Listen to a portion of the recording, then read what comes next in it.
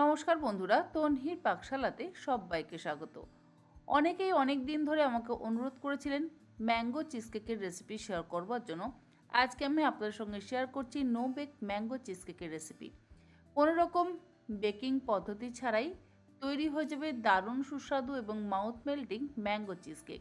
তাহলে দেখে নেওয়া যাক আমার আজকের এই সহজ পদ্ধতির চিজকেকের রেসিপি। ম্যাঙ্গো চিজকেক বানাবার জন্য প্রথমেই আমাদের ছানা তৈরি করে নিতে হবে। তার জন্য একটা সসপ্যানের মধ্যে নিয়ে নিচ্ছি 1 লিটার নর্মাল মিল্ক, মানে কোনো রকম ফুল ফ্যাট মিল্ক কিন্তু আমি এখানে ব্যবহার করিনি, এখানে আমি কাউ মিল্ক ব্যবহার করেছি। আর আমাদের যেটা প্রয়োজন সেটা হচ্ছে হাঙ্কার বা জল ঝরানো টক দই। দুধটা আমার হাই ফ্লেমে জাল করে নেওয়া হয়ে গেছে। অপরদিকে আমি একটা আলাদা পাত্রের মধ্যে ভিনিগারটাকে ডাইলুট করে নিচ্ছি। নিয়েছি এখানে 2 টেবিল চামচ পরিমাণে ভিনিগার। দুধটা জাল দিয়ে নেওয়ার পর গ্যাসের ফ্লেমটাকে বন্ধ করে মিনিট 5 দুধটাকে একটু ঠান্ডা করে নেব। মানে ধোঁয়া ওঠা গরম ভাবটা কমিয়ে নেওয়ার পর এর মধ্যে এবার অল্প অল্প করে ভিনিগার মিশ্রিত জলটা দিয়ে ক্রমাগত নাড়াচাড়া করতে করতে আমরা ছানাটাকে তৈরি করে নেব। ছানা কাটানো হয়ে যাওয়ার পর এই কাটিয়ে নেওয়া ছানাটা এবার একটা ছাঁকনির মধ্যে ঢেলে নিচ্ছি, যাতে এক্সট্রা জলটা ঝরিয়ে নেওয়া যায়। আমি এখানে ভিনিগার ব্যবহার করে ছানাটা কাটিয়ে নিয়েছি। আপনারা চাইলে ছানা কাটানো পাউডার বা টক দই আবার পাতিলেবুর রসেরও কিন্তু ব্যবহার করতে পারেন। ছানার জলটা ঝরিয়ে নেওয়ার পর ছানাটাকে নর্মাল টেম্পারেচারে জল দিয়ে ধুয়ে নেব। ছানাটা ধুয়ে নিয়ে এক্সট্রা জলটা ঝরাবার জন্য কিছুক্ষণ অপেক্ষা করব। অপরদিকে আমরা চিজকেকের জন্য আমটাকে কেটে নেব। যেহেতু এখানে ম্যাঙ্গো চিজকেক বানাচ্ছি সেই জন্য আমাদের প্রয়োজন একটা মিডিয়াম সাইজের আম। আমি এখানে হিমসাগর আম ব্যবহার করেছি, আপনারা আপনাদের নিজেদের পছন্দসই আম কিন্তু অবশ্যই ব্যবহার করতে পারেন। আম কেটে নেওয়ার পর স্লাইস করে নেওয়া আমের থেকে আমের খোসাটা ছাড়িয়ে নিয়ে সেটাকে আমি গ্রাইন্ডিং জারের মধ্যে নিয়ে নিয়েছি। দুটো স্লাইসই ব্যবহার করছি আর আটিটা কিন্তু আলাদা রেখে দিয়েছি। এর মধ্যে দেব এবার 5 টেবিল চামচ পরিমাণে গুঁড়ো চিনি। দানা চিনির ব্যবহার না করে অবশ্যই গুঁড়ো চিনির ব্যবহার করবেন, কারণ গুঁড়ো চিনি মিশতে সুবিধা হবে। চিনি আর আম একসাথে ভালো করে ব্লেন্ড করে নেব। আম আর চিনি ব্লেন্ড করে নেওয়া হয়ে যাওয়ার পর এবারে যে ছানাটা আমরা তৈরি করে জল ঝরিয়ে রেখেছি সেই জল ঝরিয়ে রাখা ছানাটা নিয়ে নেব ব্লেন্ডিং জারের মধ্যে। আর এর মধ্যে দিয়ে দেব 3 থেকে 4 টেবিল চামচ পরিমাণে জল ঝরিয়ে নেওয়া টক দই। এর মধ্যে ব্যবহার করব প্রসেস চিজ। দুটো প্রসেস চিজ কিউব নিয়ে নিয়েছি আর গ্রেটারের সাহায্যে গ্রেট করে আমি গ্রাইন্ডিং জারের মধ্যে দিয়ে দিচ্ছি। ছোট টুকরো করে ভেঙেও দেওয়া যায়, তবে ছোট টুকরো করে ভেঙে দিলে একটা সমস্যা হবে, যখন আমরা ব্লেন্ড করব তখন চিজ কিউবটা ঠিক মতন ব্লেন্ড নাও হতে পারে। তবে যদি এইভাবে গ্রেটারের সাহায্যে গ্রেট করে নিয়ে তারপরে ব্লেন্ড করা হয় তাহলে দেখবেন কোনো রকম সমস্যা হবে না। চিজ কেকের জন্য ব্যাটার আমাদের রেডি হয়ে গেছে। যখন আমরা বেক করে চিজ কেক বানাই সেই সময় কিন্তু মিল্ক মেডের ব্যবহার করি।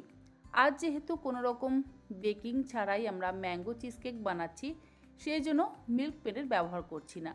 মিল্ক মেড ব্যবহার করলে কি হবে, একটু লিকুইড ভাব বেশি হয়ে যায়, সেই জন্য এখানে গুঁড়ো চিনির ব্যবহার করছি। চিজ কেকের বেস বা নিচের লেয়ারটা বানাবার জন্য গ্রাইন্ডিং জারের মধ্যে নিয়ে নিলাম ছোটো ছোটো 3 প্যাকেট পার্লেজি বিস্কিট। খুব ভালো করে গ্রাইন্ড করে নিয়ে সেটাকে আমি একটা আলাদা বাটির মধ্যে ঢেলে নিচ্ছি। এর মধ্যে দিয়ে দিচ্ছি 3 টেবিল চামচ পরিমাণে মেল্টেড বাটার। মেল্টেড বাটার আর বিস্কুটের গুঁড়োটাকে একসাথে মিশিয়ে নেব। যখন বেকিং করে আমরা চিজ কেক বানাই সেই সময় নিচের এই লেয়ার বা ক্রাস্ট বানাবার জন্য বাটারের ব্যবহার একটু বেশি করি। বাটারের ব্যবহার যদি বেশি করা হয় তারপর যদি সেটাকে বেক করা হয় তাহলে আমাদের নিচের লেয়ারটা ভীষণই ক্রিস্পি হয়, মানে ক্রাস্টটা ভীষণই মুচমুচে হয়। আর যেহেতু আমরা এটা নো বেক চিজ কেক বানাচ্ছি সেই জন্য এর মধ্যে খুব বেশি বাটার ব্যবহার করবার প্রয়োজন নেই। খুব ভালো করে বাটার আর বিস্কুটের গুঁড়ো মিশিয়ে নেওয়া হয়ে গেছে। আর মেশানোর পর দেখুন একটু এরকম বালি বালি টেক্সচারের তৈরি হয়েছে। ম্যাঙ্গো চিজ কেকটা সেট হওয়ার জন্য আমি এরকম একটা কেক মোল্ড নিয়েছি। এটা কিন্তু স্পেশালি চিজ কেক বানাবার জন্যই পাওয়া যায়। আর মোল্ডের যে নিচের লেয়ারটা আছে সেটা সহজেই ওপেন করা যায়, কারণ সাইডে একটা ক্লিপ আছে। ওপেন করে আমি এটাকে একটু উল্টে নিলাম।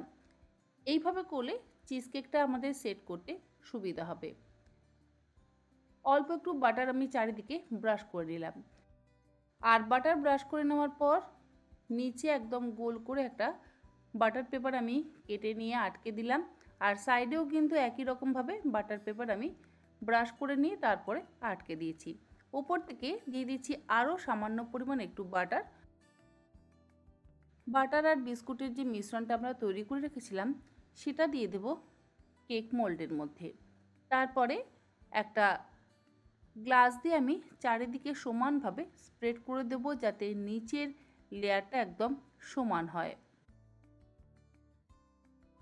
নিচের লেয়ারটা সমান করে একদম ছড়িয়ে দেওয়ার পর এবারে আমরা ম্যাঙ্গো চিজ কেকের যে আলাদা ব্যাটারটা বা মিক্সচারটা তৈরি করে রেখেছিলাম সেটা দিয়ে দেব এই বিস্কুট এবং বাটারের লেয়ারের ওপরে।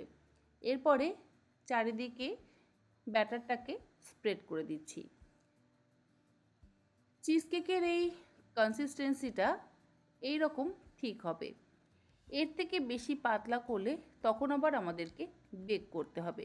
সেই জন্য যেন একটু ঘন থিকনেসের ব্যাটার তৈরি হয় সেদিকটাতে অবশ্যই খেয়াল রাখবেন। আবারও বলছি, যদি এখানে মিল্ক পেড বা ফ্রেশ ক্রিমের আমরা ব্যবহার করতাম তাহলে আমাদের ব্যাটারটা কিন্তু যথেষ্ট পাতলা হতো। আর ব্যাটার পাতলা হলে চিজ কেকটাকেও কিন্তু আমাদের আলাদা করে বেক করতে হবে। তখন আর no bake mango cheese cake তৈরি করা সম্ভব হবে না। এবার এই চিজ কেকের টিনটা আমি নর্মাল ফ্রিজে 3 থেকে 4 ঘন্টা রেখে দেব। আপনারা চাইলে ওভারনাইট বা 6 থেকে 7 ঘন্টাও রেখে দিতে পারেন। 4 ঘন্টা পর আমি কেকটাকে ফ্রিজ থেকে বের করে এবার আনমোল্ড করে নিই, তারপরে কেটে নেব। কেকটা আনমোল্ড করে আমি একটা আলাদা প্লেটের মধ্যে নিয়ে নিলাম।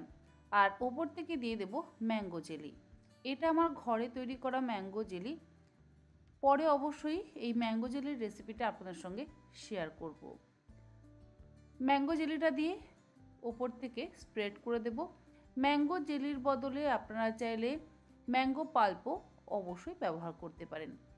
আমাদের চিজ কেক কিন্তু একদম তৈরি, কোনো রকম বেকিং ছাড়াই তৈরি হয়ে গেল দারুণ সুস্বাদু চিজ কেক।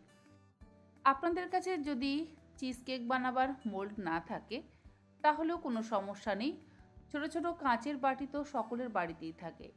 আলাদা আলাদা করে ছোট ছোট কাঁচের বাটির মধ্যে কিন্তু আপনারা চিজ কেক সেট করতে পারেন।